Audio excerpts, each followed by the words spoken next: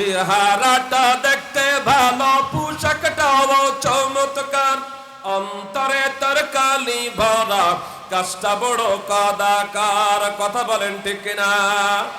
চেহারাটা দেখতে ভালো, পোশাকটাও চমৎকার, অন্তরে তার কালি ভরা, কাজটা বড় কদাকার। এই মানুষের ভিড়ে আজ বাইরে, এই মানুষের ভিড়ে আজ আসল মানুষ নাই রে নাই। মানুষ দেখতে চলো এবার জাদুঘরে যাই সবাই। রে সাদের দুনিয়ায় মানুষ পাওয়া বড় দায়, মানুষ দেখতে চলো এবার জাদুঘরে যাই সবাই। মুসলমান ভাইরা রে আমার, মসজিদের ভিতরে নামাজিরা ঢোকে, নামাজিদের সূরাত গ্রহণ করে, মাথায় চমৎকার পূর্ণ টুপি দিয়া, সুন্দর দাড়ি রাইখা, লম্বা জামা গায়ে দিয়া ওই মসজিদের ভিতরে আর একটা শ্রেণীর মানুষ তারা ঢুকে পড়ে। মুসল্লিরা যখন আল্লাহর কদমে সিজদার ভিতরে চলে যায়, ওই সমস্ত মানুষগুলা মুসল্লিদের জুতা চুরি করে এলাকা থেকে, মসজিদ থেকে পালায়। মুসলমান ভাইরা রে আমার, তাদের চেহারা কিন্তু মুসল্লিদের মতনই ছিল, কিন্তু মুসল্লিদের মতন চেহারা হইলেই কিন্তু তারা মুসল্লি না। আওয়াজ করে বলেন কথা ঠিক না বেঠিক? আমাদের সমাজে বিভিন্ন রকম মানুষ পাওয়া যায়, যাদের দলের নাম ইসলাম, যাদের দলের নাম মুসলমান, যাদের নামের সাথে ইসলাম নিহিত রয়েছে, কিন্তু তাদের কাজে কর্মের ভিতরে বিন্দু মাত্র মুসলমানের ঘ্রাণ পাওয়া যায় না। সুযোগ পাইলেই ওই সমস্ত মানুষগুলা আল্লাহর জমিনে আল্লাহর দিন কেমন করে আল্লাহর জমিনের ভিতরে ডাবায়া দিবে, সেই চিন্তার ভিতরে লিপ্ত হয়ে যায়। কথা বলেন ঠিক কিনা? মুসলমান ভাইরা রে আমার, আল্লাহ পাক রব্বুল আলামিন মহাগ্রন্থ আল কুরআনুল কারীমে সূরা তিনি বলেন, ইনিল হুকমু ইল্লা লিল্লাহ আমারা আল্লা তা'বুদু ইল্লা ইয়াহু যালিকাদ দীনুল কাইয়্যিম ওয়ালাকিন্না আকতারান নাসি লা ইয়ালামুন। চিৎকার মেরে বলেন আল্লাহু আকবার। মুসলমান ভাইরা রে আমার, সম্মানিত দিনাজপুরবাসী, রাজবাড়ীবাসী, আল্লাহ পাক রব্বুল আলামিন তিনি বলেন, ইনিল হুকমু ইল্লা লিল্লাহ। জমিন যার বিধানদাতা সেই আল্লাহ পাক রব্বুল আলামিন তিনি বলেন, জমিন যার হুকুম চলবে তার। এখন আপনারা একটু বুদ্ধি করে বলেন তো দেখি, জমিন আল্লাহ তাআলার নাকি বঙ্গবন্ধুর? আসতে হলো কেন? জোরে আওয়াজ করে বলেন, জমিন কার? আল্লাহর নাকি বঙ্গবন্ধুর? আল্লাহর নাকি জিয়াউর রহমানের? জমিন আল্লাহর নাকি খালেদা জিয়ার, শফিকুর রহমান, সরমনার পীর সাহেব? জমিন কার? হুকুম চলবে কার? এই জমিনের পরে যদি কোনো মানুষ বলে আমরা 41 সাল পর্যন্ত থাকব, আর আল্লাহ পাক রব্বুল আলামিন তিনি যদি বলেন না হবে না, মুসলমান ভাইরা আমার, যত র‍্যাব, যত আর্মি, যত বিডিআর দিয়ে চেষ্টা করা হোক না কেন, 41 তো দূরের কথা, রান্না করা পাঙ্গাস মাছ আর খাসির গোস্ত খাওয়ার টাইম নাই, হেলিকপ্টার করে বাংলার জমিন থেকে পালাতে হয়। কথা বলেন ঠিক কিনা? আমরা এমন কিছু তথ্য দেখেছি, ও মুসলমান ভাইরা আমার, আলেমদেরকে ধরে ধরে জেলখানার ভিতরে আটকে রেখে আয়না ঘরের ভিতরে যারা ফেলে দিয়েছিল, আর আলেমদেরকে যারা রাজাকার বলেছিল, সেই সমস্ত জালেমরা রাজাকারের সেই সিল মোহর নিয়ে বাংলার জমিন থেকে পালাতে বাধ্য হয়েছে। কথা বলেন ঠিক কিনা? কোথায় আওয়ামী লীগ, কোথায় কাদের কাকা, কোথায় গেল ওই জালিমের গরম গরম কথা?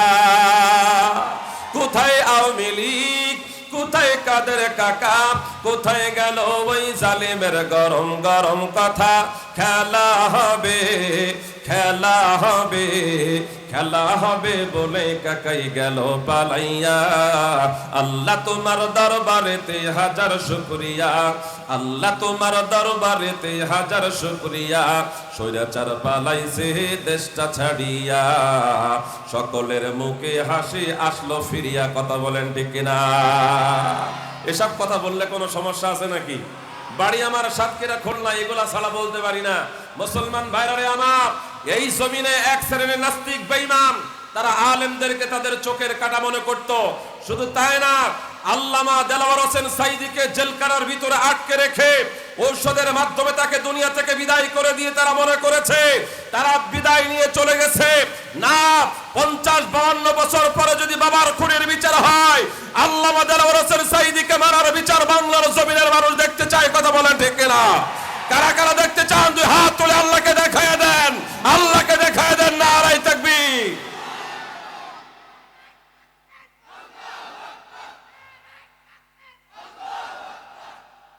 আল্লাহ পাক রব্বুল আলামিন কবুল করুন। জোরে বলেন আমিন। আর জোরে আওয়াজ করে বলেন আমিন। মুসলমান ভাইরা আমার, যেই জমিনের পরে যেই মাটির উপরে বসে রয়েছেন, এই মাঠটা হলো আল্লাহ পাক রব্বুল আলামিনের জমিন।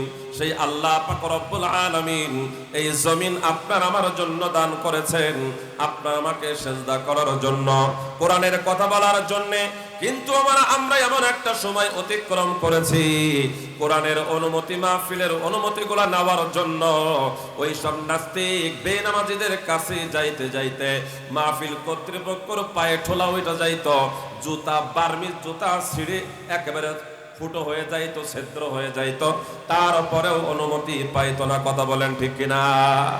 মেম্বার পাঠাইতো চেয়ারম্যানের কাছে, চেয়ারম্যান পাঠাইতো এমপি সাহেবের কাছে। এমপি সাহেব শোনার পরে বলতো, ওরে বাবা, এইটার অনুমতি দেওয়া যাবে না। পক্ষান্তরে যখন মমতাজ বেগমের গানের আয়োজন করা হতো, বলে আমি নিজেও কোনো প্রধান অতিথি হতে চাই। কথা বলেন ঠিক কিনা? আমরা এমন একটা সময় অতিবাহিত করেছি, আমরা এমন আর সময় পেতে চাই না। ওই স্বৈরাচার আমাদের উপরে যেই জুলুম করেছে, সেই জুলুম আমাদের অন্তর থেকে এখনো পর্যন্ত বিদায় নেয় নাই। ওই স্বৈরাচারের অনুকরণে আবার যারা বাংলার জমিন দখল করতে চায়, জীবন চলে যাবে। ওই স্বৈরাচারদের পথে নতুন করে দলকে আমরা দেখতে চাই না। কথা বলেন ঠিক কিনা? মুসলমান ভাইরা রে আমার, আমাদের কথা স্পষ্ট। সেই স্পষ্ট কথা হলো, কে কোন কাঠ বানিয়ে দিক আর কে কত কেজি চাউল দিক, এইটা আমরা দেখতে চাই না। আল্লাহর জমিনে আল্লাহর কোরআনের আইন দেখতে চাই। কথা বলেন ঠিক কিনা? আল্লাহর জমিনে আল্লাহর কোরআনের বাস্তবায়ন আইন দেখতে চাই। আমরা কাউকে পরোয়া করে কথা বলি না, আমরা কারোর চোখ রাঙ্গানো দেখে ভয় পাই না। কারণ আল্লাহ তাআলার হাতে আমার জীবন, আমার মরণ। ওই যে ইব্রাহিম খলিলুল্লাহকে যখন নমরুদ ধরে আগুনের ভিতরে নিক্ষেপ করেছিল, জিবরাইল আমিন এসে বলেছিলেন, ইব্রাহিম আমি তোমাকে সহযোগিতা করতে পারি কিনা? নবী পয়গম্বর ইব্রাহিম তিনি বলেছিলেন, তুমি আমাকে উপকার করার কে? আমি যেই মালিকের ইবাদত করি, সেই মালিক যদি আমাকে উপকার না করে, তোমার মতন জিবরাইলের কাছ থেকে আমার উপকার নেওয়ার কোনো দরকার নেই। জোরে বলা যাবে কি সুবহানাল্লাহ? আল্লাহ পাক রব্বুল আলামিন মহাগ্রন্থ আল কুরআনুল কারীমের ভিতরে তিনি নাযিল করে দিলেন, কুলনা ইয়া নারু কুনি বারদাও ওয়া সালামান আলা ইব্রাহিম।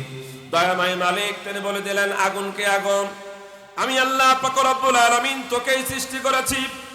আর এই জমিনের ভিতরে আমার একজন খলিফা, নাম তার হইল ইব্রাহিম খলিলুল্লাহ। আমার সেই ইব্রাহিম আমরা দিনের দাওয়াত দেওয়ার জন্য আমার খলিলকে তোর ভিতরে ওই নমরুদ জালেম নিক্ষেপ করেছে। সুতরাং খবরদার, আমার খলিলকে, আমার গোলামকে, আমার নবীকে, আমার পয়গম্বরকে, আমার রাসূলকে বিন্দু মাত্র জন্য কষ্ট দিও না।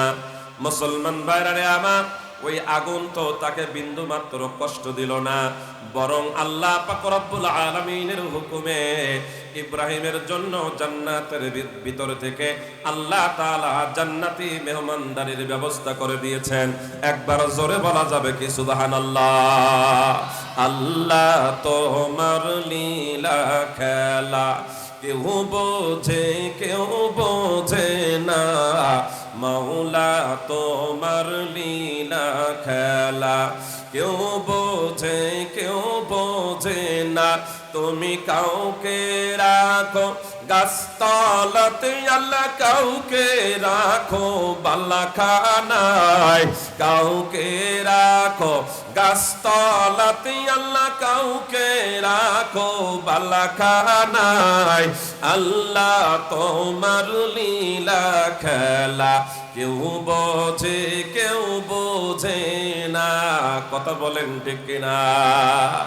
ও মুসলমান ভাইরা আমার, তারা তো বলেছিল অমুক দলকে নিষিদ্ধ ঘোষণা করা হবে, অমুক সংগঠনকে, ছাত্র সংগঠনকে নিষিদ্ধ ঘোষণা করা হবে।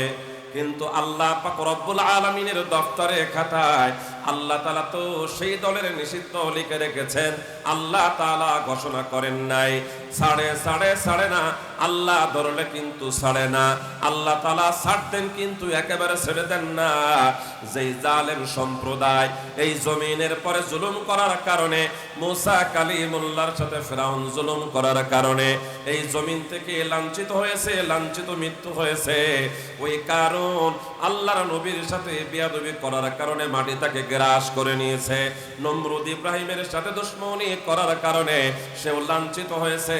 ও মুসলমান ভাইরা রে আমার, তাদের সিলসিলায় স্বৈরাচারী আওয়ামী লীগ তারাও লাঞ্ছিত হয়েছে। আমরা এখন বর্তমান সময় আলেমদের বিরোধিতা যারা করবে, ওলামায়ে কেরামের বিরোধিতা যারা করবে, কোরআনের বিরোধিতা যারা করবে, তারাও লাঞ্ছিত হবে। সুতরাং তাদের থেকে আপনাদের শিক্ষা নেওয়ার দরকার আছে না নাই? আসতে হবে না জোরে হবে? জোরে বলেন আছে না নাই? সংসদে কোরআনের আইন দেখতে চাই, কথা বলেন ঠিক কিনা? সব কিছু দেখে শেষ, আগামীর সংসদ হবে কোরআন হাদিসের সংসদ। কথা বলেন ঠিক তবে ঠিক? কারা কারা দেখতে চান আর একবার আল্লাহকে দুই হাত তুলে দেখায় দেন। আল্লাহ তাআলা কবুল করুন, বলুন আমিন। বাজারে দোকানপাটে বসে বসে গল্প করে, মাহফিলে আসলে তাদের গায়ের চামড়া জ্বলে। এমন ভদ্র ঘরের অভদ্র সন্তান দিনাজপুরে আছে না নাই? আসতে বলেন, জোরে বললে মামলা হতে পারে তো। বাজারে দোকানপাটে বসে বসে গল্প করে, মাহফিলে আসলে তাদের গায়ের চামড়া জ্বলে। ওদের দেখে শয়তান মিয়া খিলখিলায় হাসে, বলে উস্তাদ আপনার জন্য জাহান্নাম হাসে। এখনো সময় আছে, মাহফিলের প্যান্ডেলে ঢোকো, কোরআন শুনে তওবা করে চোখের পানি ফেলো। চিন্তা করতেছে কালো মার্কা হুজুর, দাঁত ফাঁকা, কি বয়ান করবে। এখানে আমি ইউটিউবের পরিচয় আসি নাই, এখানে কারোর মাধ্যমে পা ধরে আসি নাই। গত বছর মাহফিল কর্তৃপক্ষ কোরআনের জন্য দাওয়াত দিয়েছিলেন। আপনাদের সামনে কোরআন থেকে তেলাওয়াত করে করে বয়ান করার কারণে, ভালো লাগার কারণে এবছর আবার দাওয়াত হয়েছে। সম্মানিত হাজিরিন, ফুলের মধ্যে থাকলে মধু ভমর যেমন আসে, কোরআনের জ্ঞান থাকলে পরেই সকলেই ভালোবাসে। কথা বলেন ঠিক কিনা? সেই আল কোরআনুল জ্ঞানের সমুদ্র থেকে তথ্য সংক্রান্ত সাধারণ কিছু জ্ঞানের কথা আমি আপনাদের সামনে বলার চেষ্টা করব মাত্র ইনশাআল্লাহ। যেহেতু পোস্টার হ্যাম্বিলের ভিতরে লেখা হয়েছে তাফসিরুল কোরআন মাহফিল, রাজবাটি ইসলামী মডেল মাদ্রাসা ও রাজবাটি ঈদগাহ ও কবরস্থান উন্নয়ন কমিটির উদ্যোগে 14তম 3 দিন ব্যাপী তাফসিরুল কোরআন মাহফিল। প্রথম দিনে আলোচনা পেশ করেছেন হাফেজ কারি মাওলানা মুস্তাফিজুর রহমান কারি মাহমুদুল হাসান সাইদি, হাফেজ মাওলানা মোহাম্মদ আব্দুল জলিল। সভাপতি ছিলেন আলহাজ মোহাম্মদ আনোয়ার হোসেন। প্রধান অতিথি ছিলেন আলহাজ মোহাম্মদ মোস্তফা কামাল মিলন। সম্মানিত হাজিরিন, আজকে আমার পূর্বে আলোচনা করেছেন কুড়িগ্রামের কৃতি সন্তান, আপনাদের এলাকার সম্মানিত ইমাম এবং খতিব। আলোচনা করেছেন অত্র এলাকার কৃতি সন্তান সুনামধন্য কারি তানভীর ইসলাম তাজ। আগামীকাল আজকের যিনি সভাপতিত্ব করছেন, অসুস্থ হওয়ার কারণে আল্লাহর বান্দা এখানে আসতে পারেন নাই, তিনি আমাদের কাছে দোয়া চেয়েছেন। অনেক ভালো মানুষ, আলহাজ ডাক্তার রফিকুল ইসলাম, সহ সভাপতি রাজবাটি ঈদগাহ ও কবরস্থান উন্নয়ন কমিটি, দয়াময় মালিকের কাছে দোয়া করছে আল্লাহ পাক রব্বুল আলামিন আলহাজ ডাক্তার রফিকুল ইসলামকে পরিপূর্ণ সুস্থ জিন্দেগি দান করুন, জোরে বলেন আমিন। আজকের মাহফিলের যিনি প্রধান অতিথি হিসাবে বক্তব্য দিয়ে ব্যস্ততার কারণে এখান থেকে বিদায় নিয়েছেন অ্যাডভোকেট আলহাজ মঈনুল আলম, সাবেক ধর্ম ও সমাজ কল্যাণ সম্পাদক, জেলা আইনজীবী সমিতি, এমপি প্রার্থী, দিনাজপুর ৩ আসন, বাংলাদেশ জামাত ইসলামীর পক্ষ থেকে তিনি এখানে নির্বাচনের প্রার্থী হিসাবে ঘোষিত হয়েছেন। সম্মানিত হাজিরিন, আগামীকালকে সভাপতির আসন গ্রহণ করবেন আলহাজ মোহাম্মদ মুমতাজুল ইসলাম, প্রধান অতিথি থাকবেন সৈয়দ জাহাঙ্গীর আলম এবং প্রধান আলোচক হিসাবে যিনি আলোচনা করবেন বাংলাদেশের খ্যাতিমান বক্তা আলোচক হযরত মাওলানা আব্দুল্লাহ আল আমিন ঢাকা সহ অনেক ওলামা একরাম এখানে বয়ান পেশ করবেন।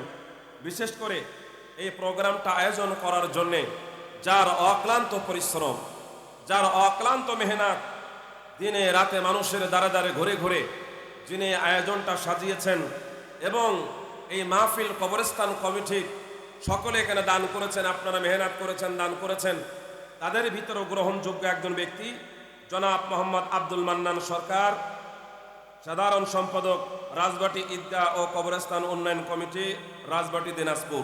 সম্মানিত হাজিরিন, এই মানুষগুলোর নাম এই জন্য বললাম, ওনাদের চেষ্টা না থাকলে হয়তো আজকের এই তাফসীরুল কুরআনুল কারীমের মাহফিলের আয়োজন এখানে নাও হতে পারত। কথা বলেন ঠিক কিনা? কারণ আমরা এমন একটা সময় অতিক্রম করেছি, আগে যে কথাটা বললাম সেটা হলো একটা মাহফিল কমিটি বারবার তাদের কাছে যাইতো, তারপরও তারা অনুমতি দিত না। পক্ষান্তরে যাত্রার মঞ্চ, গানের মঞ্চ, নর্তকীর মঞ্চ, বাদাইম্মার মঞ্চ, এগুলার জন্য যাওয়ার সাথে সাথে অনুমতি মিলে যেত। আমরা আর সেই রকম পরিবেশ চাই না। কথা বলেন ঠিক কিনা? আগের সময় যারা সভাপতি হতেন তাদের দুইটা সিমটম থাকতো, দুইটা আলামত থাকতো। একটা হলো গোপ মোটা, তা না হয় ভড়ি মোটা। কথা বলেন ঠিক কিনা?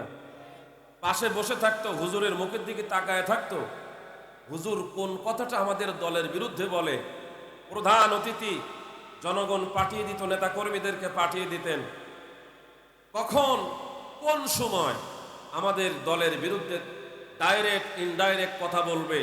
বলার সাথে সাথে মাইক্রোফোন কেড়ে নিয়ে আলেমুল আমাদেরকে, আলোচকদেরকে, কোরআনের তাফসীরকারকদেরকে, মুফাসসিরদেরকে গরু ছাগলের মতন তাড়িয়ে দেওয়া হয়েছে। কথা বলেন ঠিক কিনা? আজকে এই দিনাজপুরের রাজবাটি মাহফিল থেকে সেই সমস্ত জালেমদেরকে বলতে চাই, তোমরা আজকে কোথায় আসো? মাহফিলের প্যান্ডেলে এসে মাইক কেড়ে নাও, আপামর জনসাধারণ জুতা পিটা করে তোমাদেরকে বিদায় করবে। কথা বলেন ঠিক কিনা? মুসলমান ভাইরারে আমার, আগামীর বাংলাদেশ যদি এরকম তাফসীরুল কোরআন মাহফিলের আয়োজন আপনারা দেখতে চান, আগামীর বাংলাদেশ যদি সোনার বাংলা হিসাবে পেতে চান, কোরআনের বিকল্প আর কোন রাষ্ট্র ব্যবস্থা যদি হয়, আমরা আবার সেই 15 থেকে 16.5 বছর আগেই আমাদের ফিরে যেতে হবে। কথা বলেন ঠিক কিনা? এই জন্যে আমরা আজকের মাহফিল থেকে সিদ্ধান্ত গ্রহণ করতে চাই, কোন মানুষের চোখ গরম দেখে আমরা আমাদের আওয়াজ বন্ধ করতে পারবো না। কোন মানুষের পরামর্শ, কোন মানুষের টাকা, কোন পীর টাকার মোহে পড়ে অথবা তার চেয়ার ঠিক রাখার জন্যে হঠাৎ করে ওক্ষ থেকে পালিয়ে যেতে পারে। কিন্তু একামতে দ্বীনের কর্মীরা যেই কদম সামনে দেয়, আল্লাহর দ্বীন যতক্ষণ পর্যন্ত বিজয় না হবে ততক্ষণ পর্যন্ত তারা পিছে হাঁটতে পারে না। কথা বলেন ঠিক কিনা? পীরগিরি বের হয়ে যাবে কাল কিয়ামতের ময়দানে, পীরগিরি বের হয়ে যাবে কিয়ামতের ময়দানে। আজকে যেই বাংলার জমিন, উর্বর জমিনকে আপনারা ধ্বংস করে দিচ্ছেন, কাল কিয়ামতের ময়দানে দয়াময় মালিকের কাছে জবাবদিহিতা করতে হবে। আজকে যদি ঐক্য থাকতো, হয়তোবা আগামীর সংসদ কোরআনের সংসদ হতো, আগামীর বাংলাদেশ কোরআনের বাংলাদেশ হতো, আগামীর বাংলাদেশ ইমামদের বাংলাদেশ হতো, আগামীর বাংলাদেশ মুসলমানদের বাংলাদেশ হতো। কথা বলেন ঠিক কিনা? কিন্তু আজকে যাদের জন্য ক্ষতি হচ্ছে তাদেরকে আপনারা চিনে রাখেন, তাদের চেহারা অঙ্কন করে রাখেন। যত বড় দরবেশ হন না কেন, দেওয়ানবাগিও কিন্তু বড় পীর ছিল। কথা কয় না? দেওয়ানবাগিও কিন্তু নিজেকে অনেক বড় মনে করত। হ্যাঁ, মোটা, অনেক বড় বড়ি মোটা। গরুর পেটে দিনাজপুর, গত কয়েকদিন আগে একটা সংবাদ শুনলাম, দিনাজপুরের বীরগঞ্জে গরুর পেটে একসাথে 4টা বাচ্চা হয়েছে। তার ওই গরুর ভুড়ি থেকে আমি মনে করি যে দেওয়ানবাগির পীরের ভুড়ি আরো বড় মোটা। সম্মানিত হাজিরিন, আমির হামজাকে নিয়ে একটা আলোচনা চলতেছে। সেই কবে একটা বক্তব্য দিয়েছিল, ওনারও কিছু দোষ আছে। আমি বলি কিছু দোষ আছে কেন? নিকৃষ্টতম যারা, তাদের ব্যাপারে কথা না বলাই ভালো। আপনার জবান থেকে তো এমন ব্যক্তির সম্পর্কে কথা আসবে যে আপনার সাথে চলে, আপনার সমকক্ষ হয়, কিন্তু আপনি এমন মানুষের ব্যাপারে কথা বলবেন না যেই মানুষটার আপনার সমকক্ষ না। কথা বলেন ঠিক কিনা? ওইসব আউল ফাউল কথা বলার সময় আমাদের কখন? আমাদের কাজ তো আমরা করে শেষ করতে পারি না। সম্মানিত মুআজ্জাজ মুকাররম মুসাল্লিবৃন্দ, দিনাজপুরবাসী, আজকে আমরা যেই টপিক নিয়ে আপনাদের সামনে আলোচনা করার জন্য এসেছি সেটা অনেক গুরুত্বপূর্ণ। বালা মুসিবত কোন কারণে আসে আমাদের সমাজে, আমরা এই বিষয়গুলো নিয়ে কথা বলবো। এই বিষয়গুলোর ভিতরে মা বোনদের কিছু আলোচনা আসবে, কারণ আমরা অর্ধেক, মা বোনরা অর্ধেক। শুধুমাত্র যদি আমরা নামাজ পড়ি আর মা বোনরা যদি নামাজ না পড়ে, মা বোনরা যদি আল্লাহর দ্বীনের পথে না চলে, তাহলে আমরাও জান্নাতে যেতে পারবো না। কারণ আল্লাহ পাক রব্বুল আলামিন তিনি বলেছেন, কু আনফুসাকুম ওয়া আহলিকুম নারা, তুমি নিজে সর্বপ্রথম জাহান্নামের আগুন থেকে বাঁচো, তোমার আল ও আহাল পরিবারকে জাহান্নামের আগুন থেকে বাঁচাও। এই জন্যে মাহফিলের আমার দুইটা সাইড, একটা আলোচনা হচ্ছে পুরুষদের জন্য, আর একটা আলোচনা হচ্ছে নারীদের, মা বোনদের জন্য। কারণ মধ্যখানে অল্প কিছু পুরুষ, দুই সাইডে নারী, যদি চাপ দেয় আমরা আর বাড়ি কি যাইতে পারি? যাইতে পারবো না, এখানে ভত্তা হয়ে মরে যেতে হবে। সুতরাং তাদের জন্য কিছু কথা আমাদের দরকার আছে না নাই? আলোচনা খারাপ লাগবে না তো আপনাদের? থাকবেন তো ইনশাআল্লাহ? থাকবেন না তো? তাহলে আলোচনার টপিক হলো, বিষয় হলো, বালা মুসিবত আসে চার কারণে। কয় কারণে? আবার বলেন কয় কারণে? জোর হলো না, আরো জোরে বলেন। চার কারণে। এক নম্বর, আমি আলোচনাগুলা যেহেতু এখানে তাফসিরুল কোরআন মাহফিল, তাফসির মূলক কিছু কথা প্রত্যেকটি আয়াত থেকে আমি সেরকম আলোচনা করার চেষ্টা করব। আল্লাহ পাক রব্বুল আলামিন তৌফিক দান করুন, জোরে বলেন আমিন। আল্লাহ পাক রব্বুল আলামিন এই জমিনের পরে যত বালা মুসিবত দুর্ঘটনাগুলা প্রেরণ করেন, পাঠায়া দেন, চারটা কারণে পাঠান। মুসলমান ভাইরা আমার, সর্বপ্রথম এই জমিনের পরে যত বালা মুসিবত গুলা আসে, এক নম্বর কারণ হইল আমাদের গুনাহের কারণে আল্লাহ পাক রব্বুল আলামিন জমিনের পরে বালা মুসিবত দান করেন। সূরা রুমের 41 নম্বর আয়াতে কারীমার ভিতরে আল্লাহ পাক রব্বুল আলামিন তিনি বলেন, যাহরাল ফাসাদু ফিল বাররি ওয়াল বাহরি বিমা কাসাবাত আইদিন নাস। আল্লাহ পাক রব্বুল আলামিন তিনি বলেন, জলে এবং স্থলে যত বিপর্যয় দেখা যায়, যত বালা মুসিবত দেখা যায়, যত গজব দেখা যায়, এইগুলা হইল তোমাদের হাতের কামাই। তাফসিরটা আয়াত যখন আমি পড়লাম, তাফসিরে তাবারি খুললাম, তাফসিরে তাবারির ভিতরে অনেকগুলা পয়েন্টে পয়েন্টে সেখানে তাফসিরগুলা লেখা হয়েছে। তাফসিরে ইবনে কাসির যখন খুললাম, সেইখানেও আলাদা কিছু পয়েন্ট আমি পেলাম। তাফসিরে কাবির যখন খুললাম, সূরা রুমের 41 নম্বর আয়াতে কারিমা, আপনারাও যখন খুলবেন এই কথাগুলো সেইখানে পাবেন।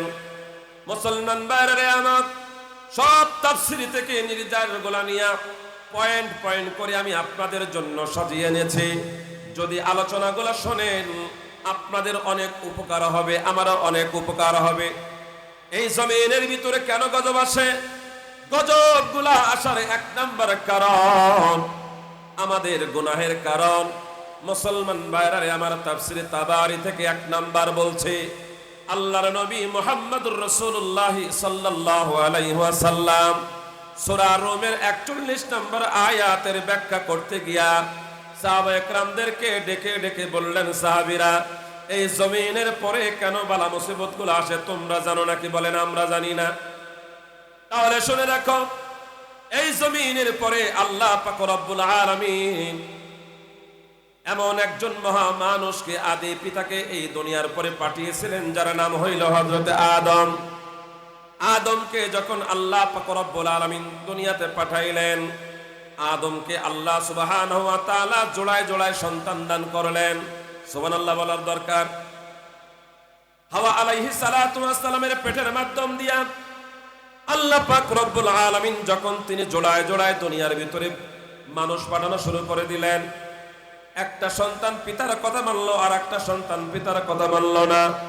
একটা সন্তান নবীর কথা মানলো, আর একটা সন্তান নবীর কথা মানলো না। এইরকম না মানার একটা যে সিস্টেম চালু হয়ে গেল, এইরকম সিস্টেম চালু হইতে হইতে বেশ অনেক দিন সময় চলে গেল।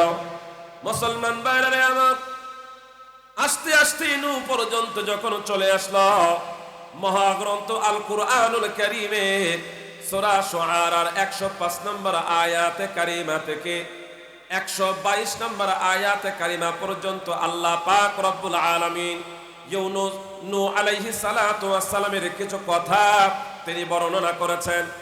আল্লাহ পাক রব্বুল আলামিন আপনার আমার নবীজির উপরে সেই কথাগুলো তিনি নাযিল করে দিলেন।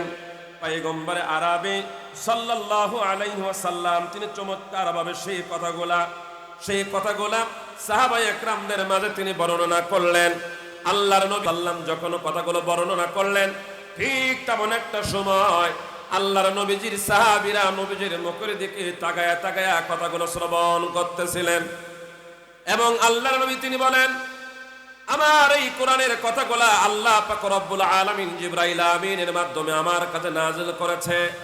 আমি যখন তোমাদের কাছে বর্ণনা করি, তোমরা যেরকম আমার মুখের দিকে তাকায়া থাকলা, কিয়ামতের আগ পর্যন্ত যত মুফাসসির দিনের দায়ী এই বয়ানগুলা করবে, সাধারণ শ্রোতা মামুরদের উচিত হবে ওই বক্তার মুখের দিকে তাকায়া তাকায়া কথাগুলো শ্রবণ করা এবং শিক্ষা গ্রহণ করা। মুসলমান ভাইরা আমার, এই জন্য কেউ এদিক ওদিক তাকাতাকি করবেন না, মনোযোগ দিয়ে কথাগুলো শ্রবণ করার চেষ্টা করবেন। কারণ কোরআনের কথাগুলো হইল এমন দামি কথা, কোরআনের আলোচনার ভিতরে যদি অন্য কোনো মন মানসিকতা নিয়ে যদি বসা হয়, তাহলে কিন্তু আপনার আমার আলোচনাগুলো শয়তান পুকুরে ফেলে দিবে। আল্লাহ পাক রব্বুল আলামিন তিনি বলেন, কাযযাবাত কওমু নূহিন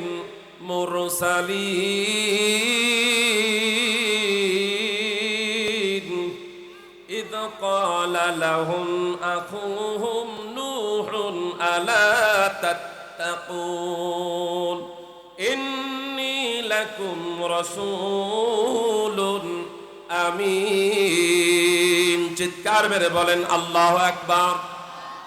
আল্লাহ পাক রব্বুল আলামিন সূরা শুআরার 105 নম্বর আয়াত থেকে 122 নম্বর আয়াত পর্যন্ত তিনি ধারাবাহিকভাবে আপনার আমার নবীকে বললেন, পয়গম্বর, আমি এই জমিনের পরে এমন একজন নবীকে পাঠাইলাম, যেই নবী প্রায় 950 বছর দিনের দাওয়াতের মেহনত করেছেন। কত বছর?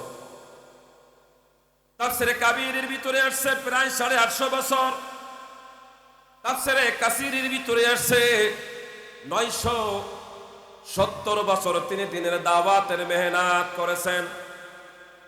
আল্লাহর নবী হযরত নূহ আলাইহিস সালাতু ওয়াস সালাম তিনি যখন তার কওমের কাছে গেলেন, কাযযাবাত, তিনি যখন তার কওমের কাছে গিয়ে বললেন, হে আমার কওম, হে আমার সম্প্রদায়, আমি তোমার কাছে আল্লাহ পাক রব্বুল আলামিনের দ্বীনের দাওয়াত নিয়ে আসলাম।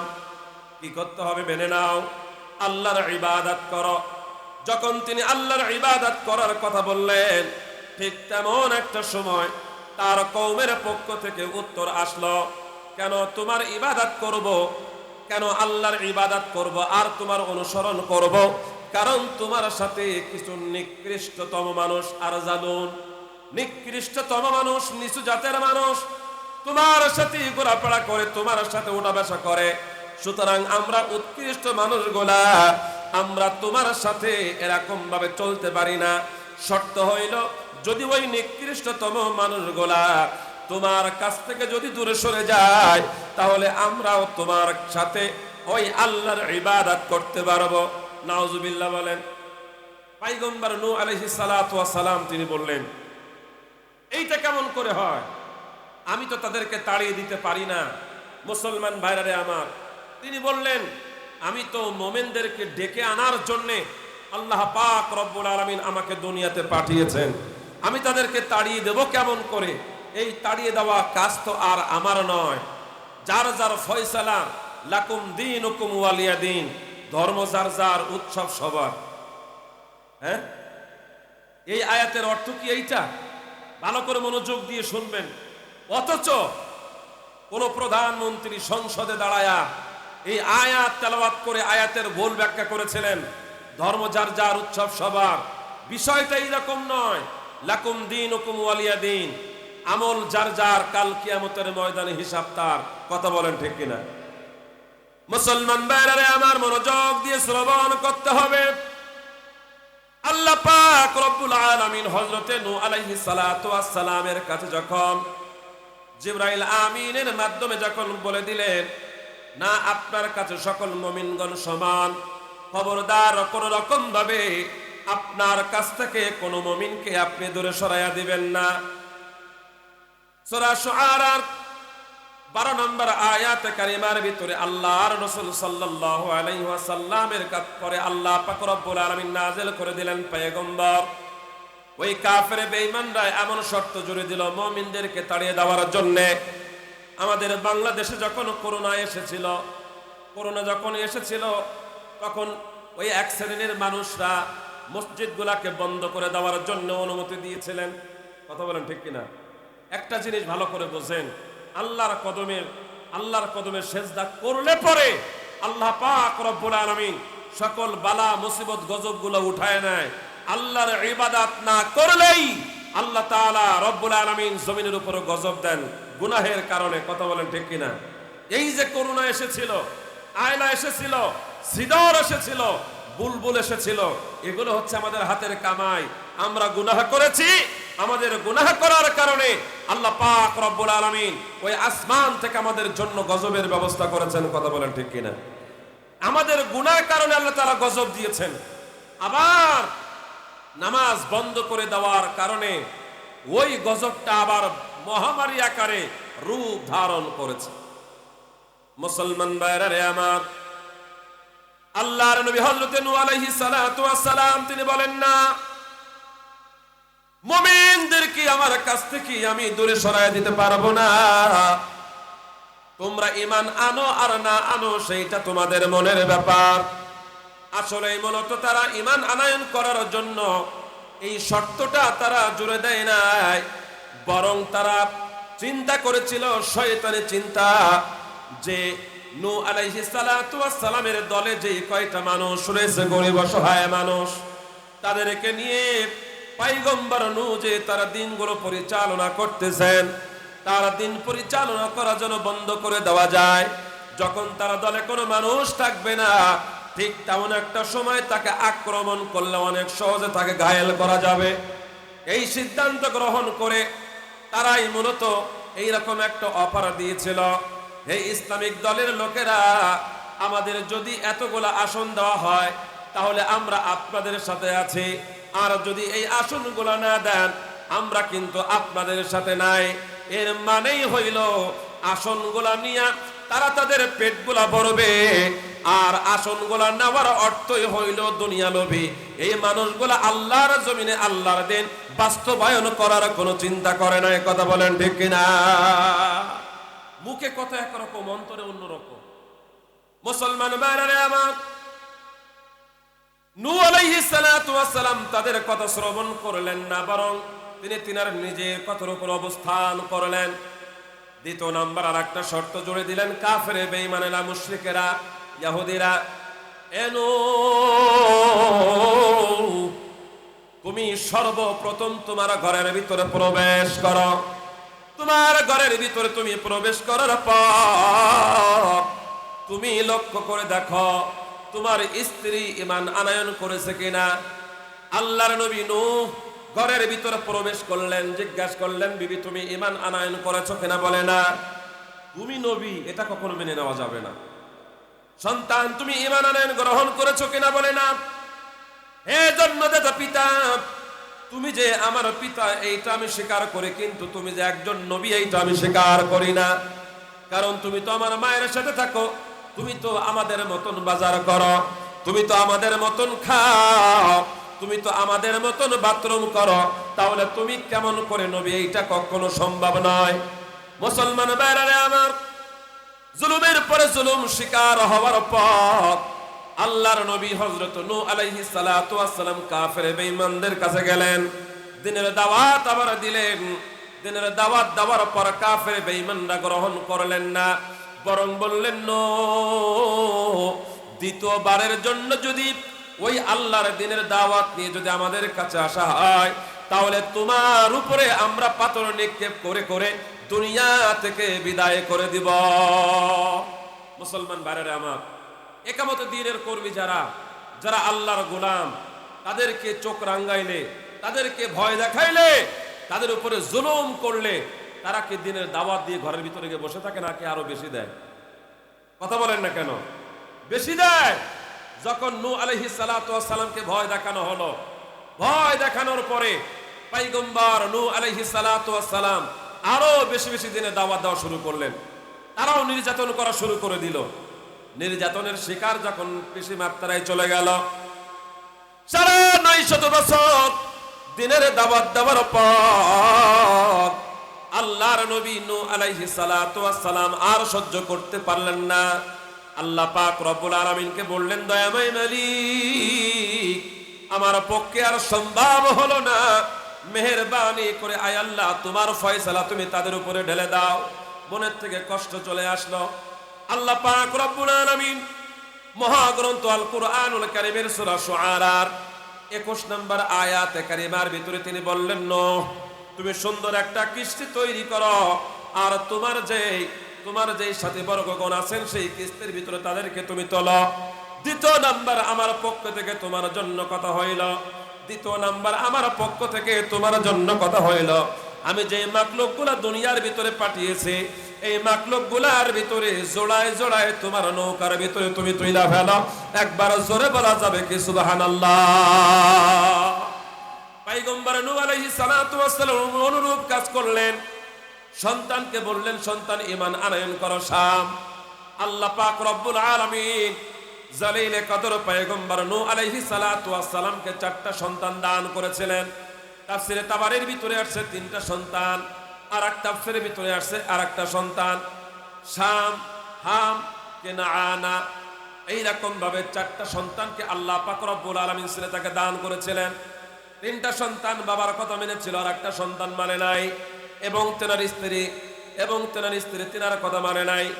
মুসলমান ভাইরা আমার, আল্লাহ পাক রব্বুল আলামিন তিনি বললেন, হে নূহ আলাইহিস সালাতু ওয়াস সালাম, খবরদার ওই সন্তানের জন্য তুমি বিন্দু মাত্র চিন্তা করবে না। তুমি কিস্তির ভিতরে উঠে যাও, তোমার পরিবার, তোমার আত্মীয় স্বজন যদি তুমি তোমার কাজে লেগে যাও।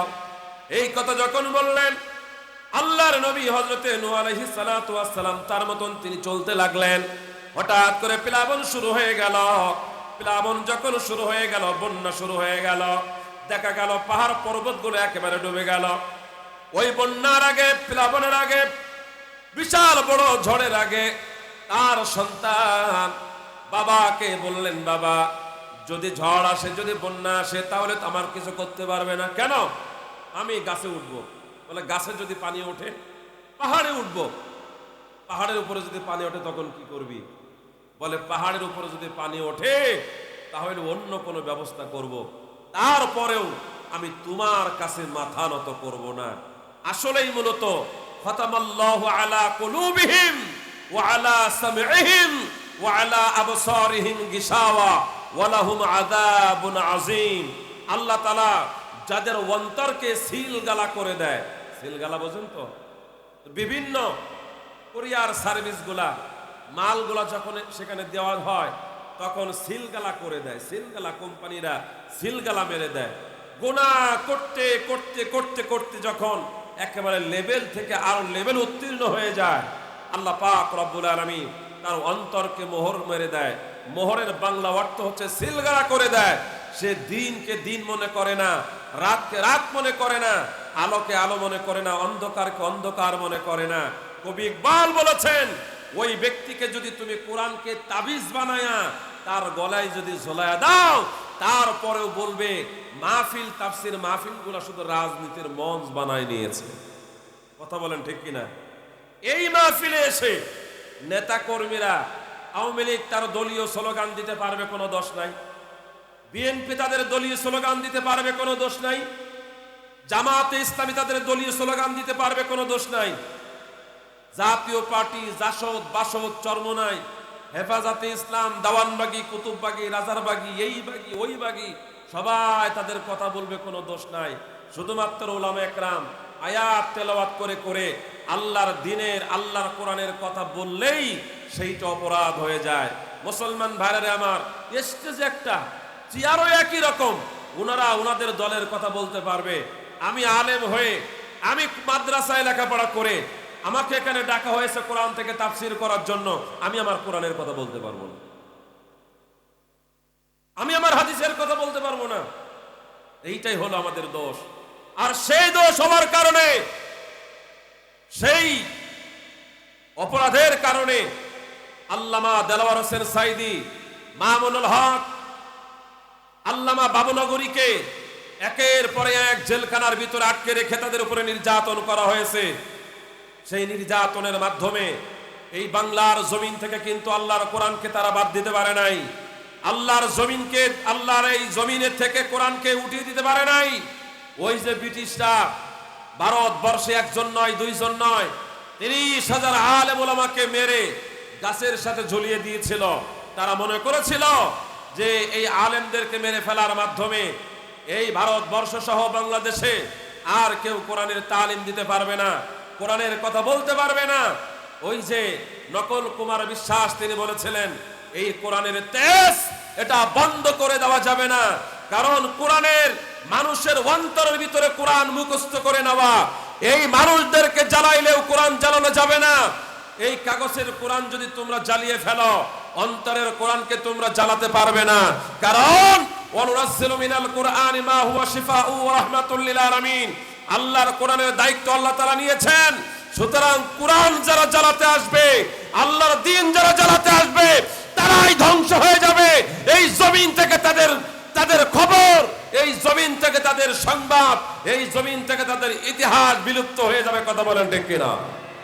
আমরা সেটাই দেখেছি, আমরা সেটাই লক্ষ্য করেছি। সুতরাং তোমরাও তাদের মতন অবস্থান গ্রহণ করো না, ধ্বংস হয়ে যাবে। মুসলমান ভাইরা আমার, আল্লাহর নবী নূহ আলাইহিস সালাতু ওয়াস সালাম তিনি যখন প্লাবন শুরু হয়ে গেল, আর প্লাবনের আগে তার সন্তানের সাথে যখন তিনি কথা বললেন, কথা বলার সময় তার সন্তান বলল এইখান থেকে ওইখানে যাব, ওইখান থেকে ওইখানে চলে যাব। আল্লাহ পাক রব্বুল আলামিন নূহকে বলে দিলেন, নূহ সন্তানের সাথে কোনো রকম তর্ক করো না, কারণ আল্লাহ পাক রব্বুল আলামিন তিনি বলেন ওয়া ইবাদুর রাহমানিল্লাযীনা ইয়ামশুনা আলাল আরদি হাওনা ওয়া ইযা খাতাবাহুমুল জাহিলুনা ক্বালু সালামা। চিৎকার মেরে বলেন আল্লাহু আকবার। কোরআন হলো আলোর মশাল, ওরে অন্ধকারের বাতি। কোরআন হলো বিশ্ববাসীর শান্তির জয়গাথী। এই কোরআনের পথে চলবে যারা তারাই জান্নাতি, কোরআনের পথে চলবে না যারা তারাই জাহান্নামী। আওয়াজ করে কথা বলেন, কথা ঠিক না বেঠিক? দিনাজপুরের মুসলমান ভাইরা আমার, আল্লাহ পাক রব্বুল আলামিন তিনি বলেন এই জমিনের পরে যারা আল্লাহ তাআলার নৈকট্যশীল বান্দা বান্দি হওয়ার জন্য যারা চেষ্টা করবে, ওই সমস্ত মানুষগুলাকে অবশ্যই কোরআন শুনতে হবে, কোরআন বুঝতে হবে, কোরআন দিয়ে ঘর সাজাতে হবে, কোরআন দিয়ে তার জীবন সাজাতে হবে, কোরআন দিয়ে রাষ্ট্র ব্যবস্থা সাজাতে হবে। এই কোরআন যদি তোমরা না মানো তাহলে তোমাদের জীবন বড় ধ্বংস হয়ে যাবে। ওয়া ইবাদুর রহমানিল্লাযীনা ইয়ামশুনা আলাল আরদি হাওনা ওয়া ইযা খাতাবাহুমুল জাহিলুনা ক্বালু সালামা। যারা জান্নাতের মেহমান হবেন তাদের 11 থেকে 12টা গুণ হবে। 1 নাম্বার গুণ, যারা জান্নাতের মেহমান হবেন 1 নাম্বার গুণ তাদের হবে, তারা জমিনের পরে বিনয়ের সাথে একবারে নম্রভাবে জমিনের পরে চলাফেরা করবে। জোরে আওয়াজ করে বলা যাবে কি সুবহানাল্লাহ? এটা আল্লাহ তাআলা শিক্ষা দিয়েছেন। যারা জান্নাতের মেহমান হবে তাদের 12টা গুণে গুণান্বিত হতে হবে। 1 নম্বর গুণ হলো জান্নাতের মেহমান যারা, জান্নাতি যারা, তার জমিনের পরে বিনয়ের সাথে চলাফেরা করবে, যার তার গিয়ে নাকে গিয়ে ঘুষি মারবে না, যাকে তাকে গালি দিবে না, যার তার সাথে খারাপ ব্যবহার করবে না, যারা জান্নাতের মেহমান হবে নরম ভাবে চলাফেরা করবে। এই কথাটা একজন কোরআন প্রেমিক, এই কথাটা একজন আলেম তিনি জানেন। এই জন্য একজন আলেমকে যখন গালি দেওয়া হয়, ওই আলেম তখন গালির উত্তর তিনি দিতে পারেন না, কারণ গালির উত্তর দেওয়ার জন্য নিষেধ করেছেন কে? আরো জোরে আওয়াজ করে বলেন কে? আল্লাহ পাক রব্বুল আলামিন মারামারি করার জন্য তিনি নিষেধ করেছেন, গালি দেওয়ার জন্য নিষেধ করেছেন। সমাজের এক শ্রেণীর নোংরা মানুষ রয়েছে, ওই নোংরা মানুষগুলা যখন আলেমকে যখন গালি দেয়, নামাজিদেরকে যখন গালি দেয়, ওই নামাজিরা যখন কোনো উত্তর দেয় না, কারণ উত্তর দেওয়ার জন্য বিনয়ের সাথে চলার জন্য আল্লাহ পাক রব্বুল আলামিন তিনি হুকুম করেছেন। আর এই সুযোগটা পাওয়ার পর ওই সকল জালেমরা জাহেলরা তারা তো জানে না আসলে আল্লাহ তাআলা হুকুম করেছেন বিনয়ের সাথে নরমের সাথে জমিনের পরে চলার জন্য, কিন্তু তারা তো জানে না হুজুর যদি একটু দ্রুত হেঁটে যায় বলে হুজুরের কোন জায়গায় দাওয়াত আছে, এই জন্য দ্রুত হেঁটে চলে যাচ্ছে। হুজুর যদি আবার একটু আস্তে হাঁটে বলে হুজুর দাওয়াতে এমন খাওয়া খাইছে মোটে হাঁটতেই পারে না। এরকম মানুষ সমাজে আছে না নাই? মুসলমান ভাইরা আমার, যদি ভালো একটা কোট পরে, ভালো একটা জামা পরে, ভালো একটা পোশাক পরে, তাহলে বলে চাকচিক্য নিয়ে আছে। এরপরে যদি আবার একটু ময়লা জামা গায়ে দেয় বলে আমাদের হুজুরের সমাজে চলার মতন তেমন মন মানসিকতা নাই, হুজুর কোনো কিছু বোঝেই না। আবার যদি হুজুরকে সালাম দেওয়া হয় আস্তে উত্তর দেয় বলে হুজুর সালামের উত্তর তো জোরে দেওয়া ওয়াজিব, আপনি আস্তে দিলেন কেন, আপনার কাছ থেকেই তো শিখবো। আবার যদি জোরে দেয় আগে সালাম দেয় বলে হুজুরের ওজন নাই, আমরাই তো সালাম আপনাকে দেবো কারণ আপনি মুরব্বী মানুষ। যত দোষ নন্দ ঘোষ, সব দোষ আলেম ওলামার, সব দোষ নামাজিদের। মুসলমান ভাইরা আমার, আল্লাহ পাক রব্বুল আলামিন তিনি বলেন ওয়া ইবাদুর রহমানিল্লাযীনা ইয়ামশুনা আলাল আরদি হাওনা ওয়া ইযা খাতাবাহুমুল জাহিলুনা ক্বালু সালামা। জাহেলরা যখন তোমাদের সাথে তর্ক করবে, জাহেলরা যখন তোমাদের সাথে খারাপ আচরণ করবে, তখন তোমরা সালামা নরম কথা বলে, শান্তিপূর্ণ কথা বলে ওই জায়গা থেকে তোমরা সরে পড়ো। এখন জাহেল কাকে বলে? তাফসীরে তাবারীর ভিতরে জাহেলের ব্যাখ্যা এসেছে। আমরা জাহেল বলতে মূর্খ ব্যক্তিকে বোঝায়, যে খাতা কলমে কোনো কিছু লিখতে পারে না, যে কোনো ইলম কালাম জানে না, আমরা মূলত জাহেল তাকে বলি, মূর্খ তাকে বলি। অথচ তাফসীরে তাবারীর ভিতরে আসছে জানার পরে যারা মানে না, আল্লাহ পাক রব্বুল আলামিন তাদেরকেই জাহেল বলেছেন। জোরে বলেন সুবহানাল্লাহ। যারা জানার পরে মানে না, এই জন্য আবু জাহেল সে ছিল আবুল হেকাম, জ্ঞানের একেবারে বিশাল বড় ডায়েরি, জ্ঞানের সমুদ্র, জ্ঞানের ডিলার। তিনি জানার পরেও যখন দিন মানল না, আল্লাহ পাকের পক্ষ থেকে তার নাম হয়ে গেল আবু জাহেল, তার মানে অজ্ঞের পিতা। আবু জাহেল তো জানতো, তার মানে জাহেলের আবিধানিক, পারিভাষিক, শাব্দিক, আক্ষরিক অর্থ হলো জানার পরেও যারা মানে না তারাই হচ্ছে জাহেল। সুতরাং আমাদের সমাজে আমরা যারা মূর্খ, যারা জানে না, আমরা তাদেরকে জাহেল বলি, এইটা একেবারে ভুল। যারা জানার পরে মানে না মূলত তারাই জাহেল। কথা বলেন ঠিক না বেঠিক? মুসলমান ভাইরা আমার, আলোচনা সংক্ষেপ করার চেষ্টা করতেছি।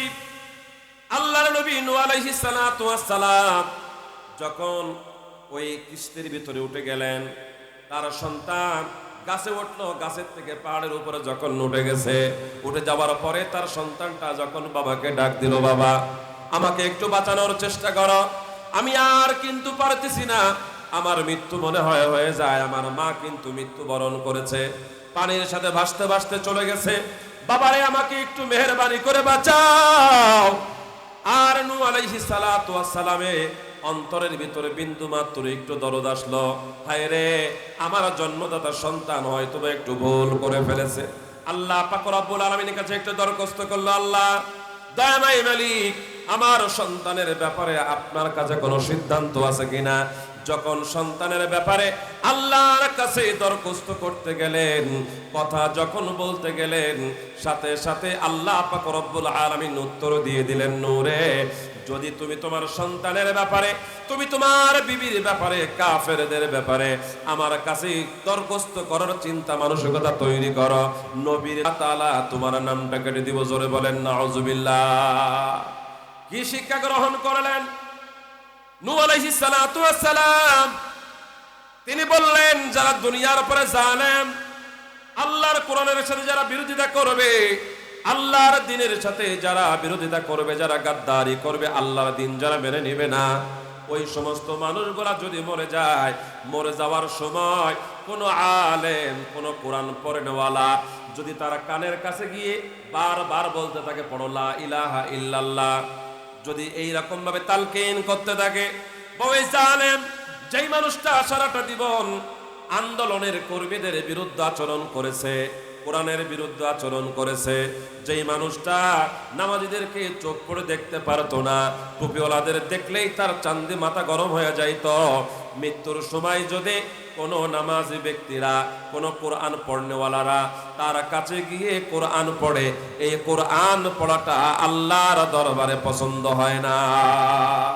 এই জন্য যেই মানুষটা তার তামাম জীবনে আল্লাহর দ্বীনের খেদমত করে নাই, নবীজির সুন্নাত মানে নাই, মৃত্যুর পরে ওর জানাজা না দিয়ে কুকুর ছাগলের মতো মাটির ভিতরে গর্ত করে ঢুকায় দেওয়া অথবা পুড়িয়ে দেওয়া, এইটা সর্বোত্তম কাজ। কথা বলেন ঠিক কিনা? সম্মানিত হাজিরিন, এরকম কঠিন কথা বললেই আলেম দ্বীনের সমালোচনা করে। আরে সে তো একজন মুসলমান, খালি মুসলমান হইলেই হবে? নাম শুধু মুসলমান রাখলেই তো হবে না, কাজে কর্মের ভিতরে মুসলমানিত্ব থাকতে হবে। কোরআনের কোন কথা মানবা আর কোন কথা মানবা না, এই সুবিধাবাদ জিন্দাবাদ, মুমিন হওয়া যাবে না। কোরআনের কোন কথা মানবা আর কোন কথা মানবা না, এই সুবিধাবাদ জিন্দাবাদ, মুমিন হওয়া যাবে না। মুসলমান ভাইরা আমার, মিলাদের কথা অনেক বড় মজা লাগে, নামাজের কথা অনেক বড় মজা লাগে, কিন্তু মসজিদের ইমাম বক্তা যখন সুদের বিরুদ্ধে কথা বলে, যখন জিনার বিরুদ্ধে কথা বলে, সমাজের এক শ্রেণীর মানুষের মাথা গরম হয়ে যায়। আল্লাহ পাক রব্বুল আলামিন যেইটাকে বিধান করেছেন, যেইটাকে হুকুম করেছেন, সেইটা তো আমাদের বলতেই হবে। যদি আমরা না বলি, কাল কিয়ামতের ময়দানে জাহান্নামের কেসি দিয়ে বক্তার জিভ কেটে দেওয়া হবে। মুসলমান ভাইরা আমার, এই জন্য আল্লাহর নবী নূহ আলাইহিস সালাতু ওয়াস সালাম দরখাস্ত করতে পারলেন না, চিরতরে ধ্বংস হয়ে গেল। আল্লাহর নবী নূহ আলাইহিস সালাতু ওয়াস সালামের ওই চমৎকার পূর্ণ ইতিহাসগুলা আল্লাহ পাক রব্বুল আলামিন, আল্লাহ সুবহানাহু ওয়া তাআলা আপনার আমার নবীর উপরে নাযিল করে দিয়া আল্লাহ তাআলা তিনি শিক্ষা দিতেছেন। জিবরাইল আমিন এসে বলেন, পয়গম্বর সুন্দর করে আপনি মনে রাখবেন, সুন্দর করে আপনি আপনার মাথার ভিতরে, মেমোরির ভিতরে সুন্দর করে আপনি আটকে ধরে রাখবেন, কতগুলো আপনার উম্মতদের মাঝে আপনি পৌঁছায় দিবেন। যদি কোনো ব্যক্তি জুলুম করে, কোনো ব্যক্তি যদি নিয়ামতের শুকরিয়া আদায় না করে, আল্লাহ পাক রব্বুল আলামিন, আল্লাহ পাক রব্বুল আলামিন তার জলিল কদর পয়গম্বর আল্লাহ তাআলার নবী নূহ আলাইহিস সালাতু ওয়াস সালামকে দুনিয়ার পরে পাঠাইলেন। 950 বছরের দিনের দাওয়াত দিয়েছে। 950 বছরের দিনের দাওয়াত দেওয়ার পর তার সম্প্রদায় যখন না মানল, তার সম্প্রদায়কে আল্লাহ পাক রব্বুল আলামিন প্লাবন দিয়ে যেরকম ভাবে ধ্বংস করে দিয়েছে, আপনার উম্মত যদি আল্লাহ তাআলার নিয়ামতের শুকরিয়া আদায় না করে, তাহলে আপনার উম্মত কিন্তু ধ্বংস হয়ে যাবে, আল্লাহর গজব কিন্তু চলে আসবে। সুতরাং আপনার উম্মতদেরকে আপনি সতর্ক করে দেন, এবং আপনি মনে রাখবেন, যেই সময় মানুষ সব থেকে বেশি গুনাহ করা শুরু করে দিবে, তাদের কৃত কর্মের কারণে আল্লাহ পাক রব্বুল আলামিন 1 নাম্বার গজব দুনিয়ার ভিতরে নাযিল করবে।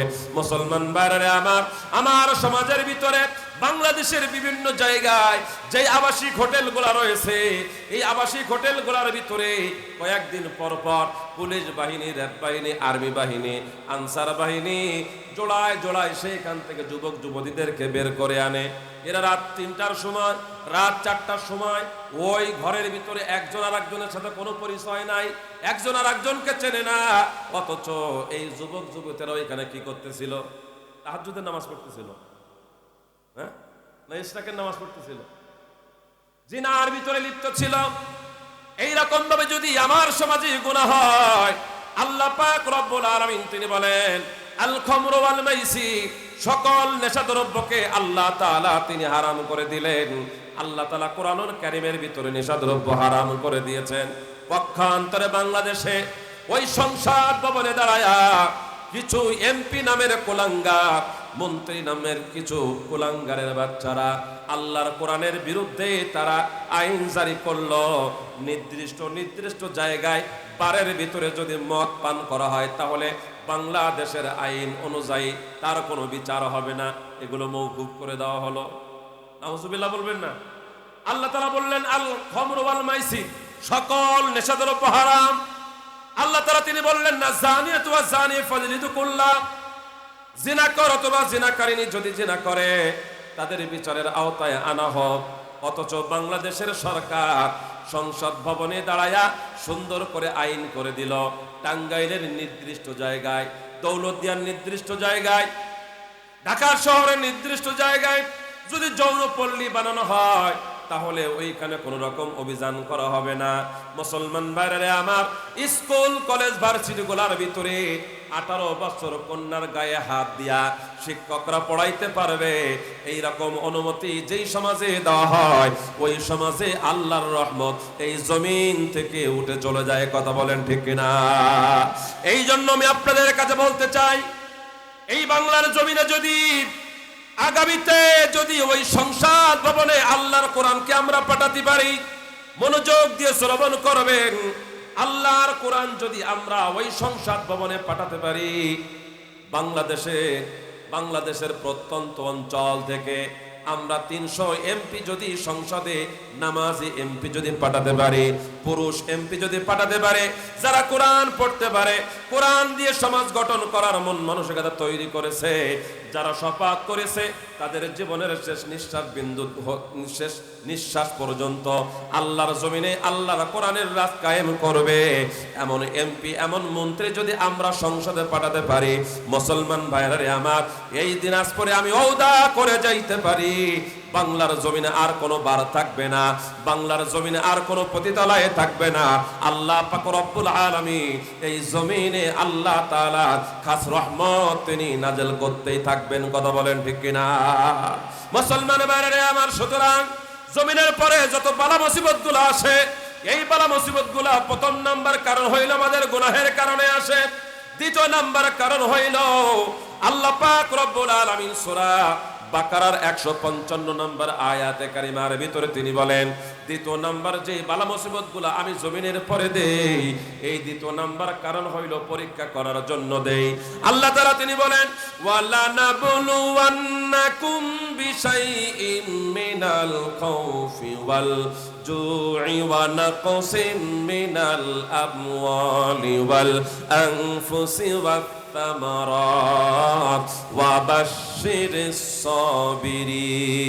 চিৎকার মেরে বলেন আল্লাহু আকবার। 1 নাম্বার পয়েন্ট বুঝতে পেরেছেন তো? 2 নাম্বার পয়েন্ট হলো আল্লাহ তাআলা পরীক্ষা করার জন্য আমাদের উপরে বালা মুসিবতগুলো দান করেন। এখন আপনাদের প্রশ্ন হতে পারে, পর্দার আড়ালের মা বোনদের প্রশ্ন হতে পারে, কিসের জন্য আল্লাহ তাআলা আমাদের কাছ থেকে পরীক্ষা নেবেন? আমরা যদি আল্লাহ পাক রব্বুল আলামিনের জান্নাতে যাই, আল্লাহর নবী তিনি বলেছেন, উমিরতু আন নুকাতিলান নাস হাত্তা ইয়াকুলু লা ইলাহা ইল্লাল্লাহ ফাদাখালাল জান্নাহ। যারা জান্নাতের মেহমান হবে, আল্লাহ পাক রব্বুল আলামিনের কালিমা যারা পড়বে, আল্লাহ তাআলা তাদেরকে জান্নাতে পাঠাবেন। কিন্তু তাদের পরীক্ষা আছে না নাই? অবশ্যই পরীক্ষা আছে। ওয়ালা নাবলুওয়ান্নাকুম বিশাইইম মিনাল খাউফি ওয়াল জুই ওয়া নাকসিম মিনাল আমওয়াল ওয়াল আনফুসি ওয়াত তামারাত। আল্লাহ তাআলা সুজলা সুফলা ফসল দিয়া, আল্লাহ তাআলা সুন্দর রমণী দিয়া, আল্লাহ তাআলা সুন্দর রাজনীতির ক্ষমতা দিয়া, আল্লাহ তাআলা চমৎকার পণ্য দোকান দিয়া এইগুলা আবার আপনার আমার কাছ থেকে নিয়ে যাবে। এইগুলা হইল আপনার আমার জন্য চমৎকার পণ্য, গুরুত্বপূর্ণ একটা পরীক্ষা। মুসলমান ভাইরা আমার, আমাদের কাছে যখন আল্লাহ পাক রব্বুল আলামিনের নিয়ামতগুলো ছিল, এই থাকা অবস্থায় আমরা যেরকম ভাবে আল্লাহ পাক রব্বুল আলামিনের কদমে সেজদা করেছি, আল্লাহ পাক রব্বুল আলামিনের প্রশংসা করেছি। আল্লাহ তাআলা যখন আমাদের কাছ থেকে এইগুলো নিয়ে যাবেন, তখন যদি আমরা ওই থেকে আরো বেশি আল্লাহর নিয়ামতের শুকর আদায় করি, দয়াময় মালিকের হাবিব তিনি বলেন, পরীক্ষার ভিতরে পাশ করে যাইবা, আর পরীক্ষার ভিতরে পাশ করলে পরে আল্লাহ পাক রব্বুল আলামিন জাহান্নামের খাতা থেকে নামটা কেটে দিয়া তোমাদের নামটা জান্নাতের খাতায় লিখে দিবে। জোরে আওয়াজ করে বলা যাবে কি সুবহানাল্লাহ? এই জন্য পর্দার আড়ালের মা, এমা মনোযোগ দিয়ে শ্রবণ করো। শেফা শরীফ লিখেছেন আল্লামা কাজী আয়াজ রাহমাতুল্লাহি আলাইহি, শেফা শরীফের হাদিসের ভিতরে চূড়ান্ত পর্যায়ের পরীক্ষার জন্য ফাতেমাতুজ জোহরাকে আল্লাহ তাআলা তিনি সিলেক্ট করেছেন। একজন ইহুদির কন্যাকে ফাতেমাতুজ জোহরা, তিনি প্রাইভেট পড়াইতেন, আরবি গ্রামার শেখাইতেন। হঠাৎ করে ওই মেয়েটা ফাতেমাকে বলা শুরু করে দিল, এ আমার শিক্ষিকা, আমার অমুক তারিখে বিবাহ হবে, সুতরাং আপনি আমার বিবাহের অনুষ্ঠানের ভিতরে থাকবেন, তা না হইলে কিন্তু আমি বিবাহের জন্য প্রস্তুতি গ্রহণ করব না, আমি রাজি হব না। এমন জোর করে ওই ইহুদির কন্যা ফাতেমাকে ধরে ফেললো। ফাতেমা শেষ পর্যন্ত বলতে বাধ্য হলো, আচ্ছা ঠিক আছে যাব। সান্ত্বনা দিল, তুমি এখন চলে যাও। সারাটা দিন দিনের মেহনত করার পর, শুনতেছেন তো আমার কথা নাকি শেষ করে দিব? আর 2-10 মিনিট চলবে ইনশাআল্লাহ। আল্লাহ তাআলা কবুল করুন, জোরে বলেন আমিন। গভীর রজনী পর্যন্ত করব না মুসলমান ভাইরা আমার। ফাতেমাতুজ জোহরা রাদিয়াল্লাহু তাআলা আনহা তিনি চিন্তা করলেন, কলিজার টুকরা স্বামীর কাছ থেকে অনুমতি না নিয়ে ঘর থেকে যাওয়া যাবে না। দিনে দাওয়াতের মেহনত করার পর হযরত আলী কাররামাল্লাহু ওয়াজহু যখন ঘরের ভিতর প্রবেশ করলেন, ক্লান্ত শরীর, ওই ক্লান্ত শরীর নিয়ে যখন ঘরের ভিতরে প্রবেশ করলেন, ফাতেমাতুজ জোহরা নিজে হাতে পানি গরম করে আল্লাহ রাসূলের জামাতা হযরত আলীকে সুন্দর করে তিনি গোসল করিয়ে দিলেন। গোসল করানোর পরে নিজে হাতে তেল মাথায় দিয়ে দিলেন, শরীরে মালিশ করে দিলেন, এরপরে খাবার দিলেন। খাবার খাওয়ার পর খেদমত করলেন। গোপন খেদমত করার পর হাত দিয়ে স্বামীর মাথার চুলগুলো আশ্রয় দিতেছে। আশ্রয় দেওয়ার পর স্বামীকে বলতেছেন, কলিজার টুকরা স্বামী, এমন এমন একটা ঘটনা ঘটে গেছে, ইহুদির মেয়ের কাছে আমি তো এরকম কথা বলে ফেলেছি, এখন আপনার কাছ থেকে অনুমতি চাচ্ছি। আপনি আমাকে যদি অনুমতি দেন, উক্ত বিবাহের অনুষ্ঠানের ভিতরে আমি যাইতে পারি। আর আপনি যদি অনুমতি না দেন, উক্ত অনুষ্ঠানের ভিতরে যাওয়ার মতন কোন শক্তি আমার ফাতেমার নাই। জোরে বলা যাবে কি সুবহানাল্লাহ? মুসলমান ভাইরা আমার, স্ত্রী যখন অনুমতি চাইল, স্বামী তো ওই সময় অনুমতি দিয়ে দিতেই পারতেন। আমাদের স্ত্রীরা, আমাদের বউরা, এইখানে অনেক কাকা আছেন, অনেক চাচা আছেন, হয়তো বা লজ্জার কারণে বলবে না, কিন্তু অনেক সময় ঘটে গেছে কাকিরা বাজারে যাওয়ার জন্য, এখানে ওখানে যাওয়ার জন্য অনুমতি তো দূরের কথা, বরং কাকা মসজিদে নামাজে আসার জন্য অনুমতি লাগে। কথা বলেন ঠিক কিনা? অনেক কেপটা, এমন কেপটা মহিলা, ওরে বাবা রে বাবা। বড় ভাই এসে বলতেছেন, মুফতি সাহেব ঘটনা একটা ঘটছে। জিজ্ঞাসা করলাম কি হয়েছে? বলে, তোর ভাবিকে বললাম যে আমাকে 2টা ডিম একটু ভাজি করে দাও, দিল না। তাহলে বললাম যে তাহলে একটা মুরগি জবাই করে দাও, অন্তত খায়, অনেকদিন গোশত খাই না, দিল না। ওরে কেপটা, আমার মনে বড় কষ্ট লাগছে। আমি ঘুমায় পড়লাম। সকালে উঠার পরে দেখি দরজার মুখের কাছে বসে বসে কান্দে। জিজ্ঞাসা করে কি হয়েছে? বলে, বন বিড়ালে 6টা মুরগি ধরে নিয়ে চলে গেছে। বন বিড়াল চেনেন? কি বলে দিনাজপুরে? হ্যাঁ, বাড়বিলাই, ওই যে গাড়ল হাঁস মুরগি ধরে নিয়ে চলে যায়। আমার মা বোনেরা কিন্তু অনেক কেপটা মানুষ, এরা স্বামীকে একটা ডিম দিতে পারে না, স্বামীকে একটা মুরগি জবাই করে দিতে পারে না, কিন্তু বন বিড়ালে গাড়লে যখন ধরে নিয়ে যায় তখন কিন্তু সহ্য করতে পারে। কথা বলেন ঠিক কিনা? মুসলমান ভাইরা আমার, মা বোনদেরকে অনেক মনোযোগ দিয়ে কথাগুলো শ্রবণ করতে হবে। কারণ যেই সমাজে পুরুষরা কোরআন শুনতে রাজি বেশি থাকে না, যেই সমাজে কোরআন শোনার জন্য পুরুষরা বেশি একটা আসে না, সেই সমাজে আমাদের মা বোনরা দিনের জন্য অনেক আন্তরিক, অনেক দূর দূরান্ত থেকে এসেছে। এই জন্য আমার আলোচনার ভিতরে তাদের জন্য আলাদা একটা সাবজেক্ট আমি রেখে দিয়েছি। মুসলমান ভাইরা আমার, ফাতেমাতুজ জাহরা রাদিয়াল্লাহু তাআলা আনহা যখন স্বামীর কাছে অনুমতি চাইলেন, স্বামী বললেন আমি আপনাকে অনুমতি দিতে পারবো না, কারণ আমার একজন মুরব্বী আছে। আমি আমার শ্বশুরের কাছে জিজ্ঞাসা করার পর তারপর আমি আপনাকে বলবো, এর আগে বলা যাবে না। যদি বলি তাহলে আমার অনেক সমস্যা হয়ে যাবে। ঠিক আছে, তাই করা হোক। রাতের বেলা ঘুমায় পড়লেন, সকালে গোসল করে আলী কাররামাল্লাহু ওয়াজহু হুজুরের ইমামতিতে তিনি নামাজ আদায় করলেন। নামাজ আদায় করার পরে কানে কানে দাওয়াত দিলেন। হুজুর বাড়িতে আসলেন। বাড়িতে আসার পরে আল্লাহ রাসূল সাল্লাল্লাহু আলাইহি সাল্লামকে বলতেছেন, হুজুর আপনার কন্যা এমন এমন ঘটনা ঘটিয়েছে, যদি আপনি অনুমতি দেন আপনার কন্যা অনুষ্ঠানে যেতে পারে। রাসূল কারীম সাল্লাল্লাহু আলাইহি ওয়াসাল্লাম বললেন যে আমি তোমাকে অনুমতি ফাতেমা দেব, তবে 4টা শর্ত আছে। জোরে বলেন কয়টা? 4টা শর্ত রয়েছে ফাতেমা। 1 নম্বর শর্ত হলো, তুমি যখন তোমার এই ঘর থেকে যখন বের হবে অবশ্যই তোমাকে মাথার পর থেকে একটা হিজাব ছেড়ে দিতে হবে, পর্দা করে পরকা পরে তারপরে তোমাকে এইখান থেকে বের হয়ে যেতে হবে। 2 নাম্বার হলো, তুমি যখন রাস্তা দিয়ে চলবে তখন তোমার চোখ দুইটা মাটির দিকে থাকবে। 3 নাম্বার হলো, উক্ত অনুষ্ঠানের ভিতরে তুমি যখন প্রবেশ করবে ওই অনুষ্ঠানের ভিতরে প্রবেশ করার পর অবশ্যই তোমাকে দেখে নাস্তিক বেঈমান কাফেরদের স্ত্রীরা মেয়েরা তোমাকে নিয়ে ঠাট্টা মশকারি করতে থাকবে। খবরদার তাদের সাথে কোনো রকম তর্কের ভিতরে লিপ্ত হবে না। 4 নাম্বার, তোমার কথা হয় না, কোন রকম যদি তোমার কোনো কিছুর প্রয়োজন হয়ে যায় অবশ্যই তুমি তোমার রবের কাছে চাইবে। তুমি যদি চাওয়ার মতন চাইতে পারো, তোমার রব আমার রব আল্লাহ পাক রব্বুল আলামিন তিনি ওয়াদা করেছেন, ওয়া'আদাল্লাহুল্লাযীনা আমানু, ঈমানওয়ালারা যখন আমার কাছে চাইবে আমি ওয়াদা করলাম চাওয়া মাত্র আমি আল্লাহ তাআলা তাদের মনের দাবিগুলো পূরণ করে দেব। জোরে বলা যাবে কি সুবহানাল্লাহ?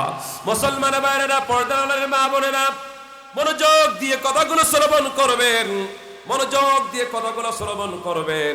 4টা শর্ত যখন বললেন ফাতেমাতুজ জাহরা, তিনি বলেন কলিজার টুকরা বাবা 4টা শর্ত গ্রহণ করলাম, আর 4টা শর্ত গ্রহণ করে আমি চলে যাব, আমি যাব, কোনো সমস্যা হবে না।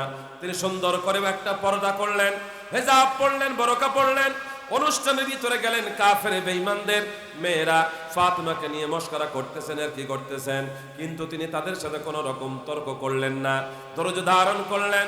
ছাত্রীকে বললেন, কলিজার টুকরা প্রিয় ছাত্রী, তোমার কাছে আমি একটু বলি, 2 রাকাত নামাজ পড়ার জন্য আমাকে একটু সুযোগ করে দাও। তিনি 2 রাকাত নামাজের জন্য সুযোগ চাইলেন, 2 রাকাত নামাজ আদায় করলেন। নামাজ আদায় করার পর আল্লাহ পাক রব্বুল আলামিনের কাছে তিনি 2টা হাত উত্তোলন করলেন। হাত মুখে দেওয়ার আগে আগে আল্লাহ পাক রব্বুল আলামিন জান্নাত থেকে ফাতেমার জন্য চমৎকার পণ্য পোশাক আর অলংকারের ব্যবস্থা করে দিয়েছেন। জোরে বলেন সুবহানাল্লাহ, নারে তাকবীর।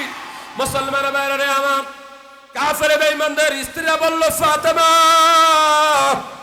এ ফাতেমা রে,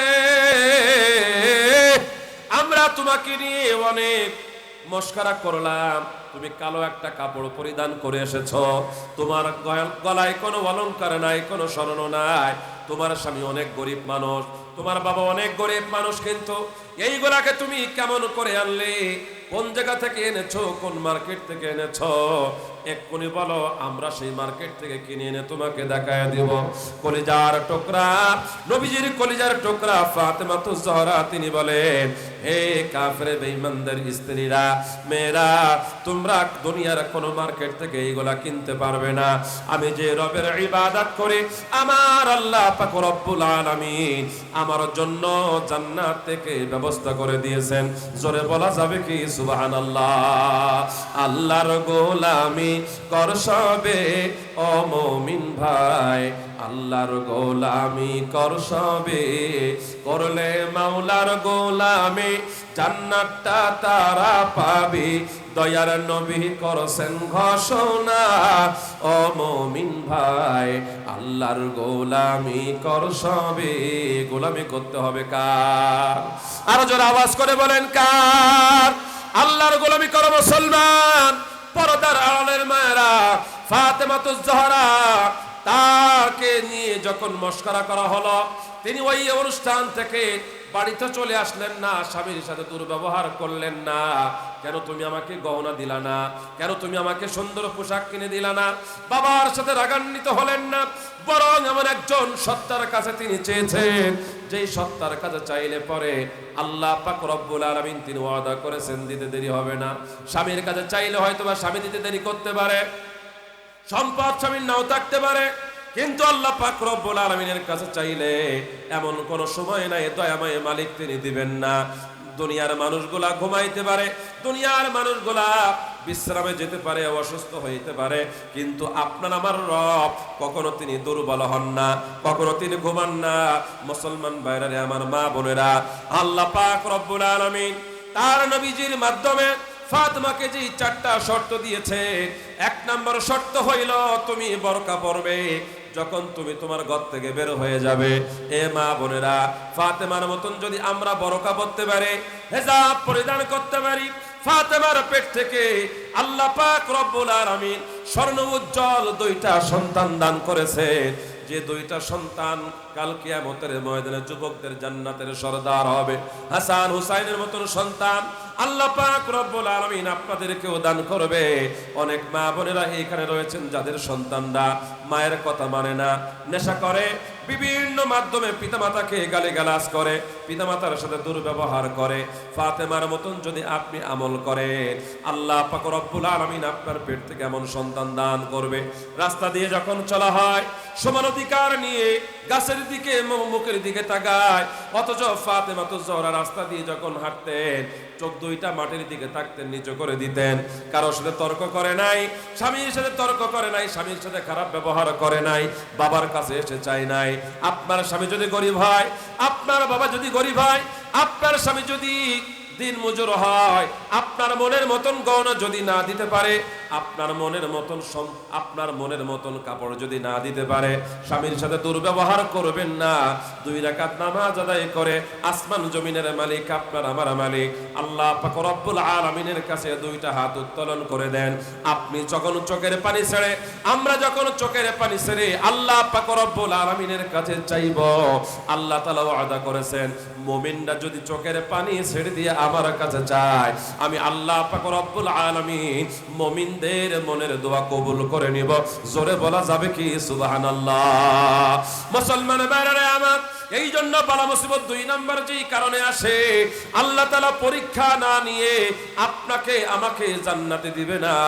দুনিয়ার আর্মি, বিডিআর, র‍্যাব, পুলিশ, এই রকম ভাবে মাদ্রাসার স্কুলের শিক্ষক যখন নিয়োগ হয়, এই নিয়োগের সময় কিন্তু ইন্টারভিউ হয়, পরীক্ষা হয়। আল্লাহ পাক রব্বুল আলামিন আপনাকে আমাকে পরীক্ষা নেবেন। এই কারণে মুফতি আনোয়ার শেখ সাদিকে যখন জান্নাতে দেওয়া হবে, সেই জান্নাতের উপযুক্ত কিনা এই পরীক্ষা নেওয়ার পরে তারপরে আল্লাহ তাআলা জান্নাতে দিবে। সুতরাং 4টা পরীক্ষার ভিতরে 2টা পরীক্ষার কথা আমি আপনাদের সামনে বর্ণনা করতে পারলাম। ও মুসলমান ভাইরা আমার, রাজবাটি ঈদগাহ ময়দানে 3 দিন ব্যাপী মাহফিল থেকে 3 দিন ব্যাপী মাহফিল, দ্বিতীয় দিন মাহফিলের আমি যে আলোচনাটা আপনাদের মাঝে করতে চাই, কিতাব আল্লাহ ওয়া সুন্নাত রাসূল, আল্লাহ পাকের কিতাব এবং নবীজির সুন্নাতের উপর আমরা যদি আমল করতে পারি, মুসলমান ভাইরা আমার, আমরা জান্নাতের মেহমান হইতে পারবো। বালা মুসিবত আমাদের কাছে আসবে না। আল্লাহ পাক রব্বুল আলামিন আমাদের সকলকে আমল করার তৌফিক দান করুন। জোরে বলেন আমিন।